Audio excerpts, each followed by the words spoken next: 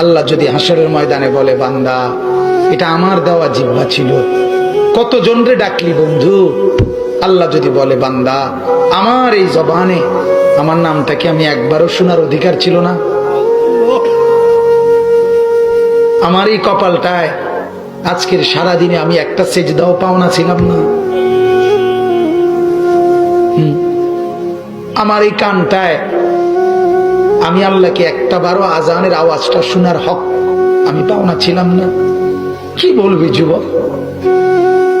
হ্যাঁ মুসলমান, কি বলবো? বলো না বাপ, কি বলবো? এক মা যদি বলে, মা তার পাষাণ ছেলেকেও যদি মা বলে, এরে বাপ 9টা মাস তোরে পেটে ধরছি রে বাপ, 2টা বছর তোরে বুকের দুধ খাওয়াইছি বাপ, বিনিময়ে তুই আজকে আমার মতো মা রে ভুলে গেলি বাপ, কেমনে রে সহ্য করলি?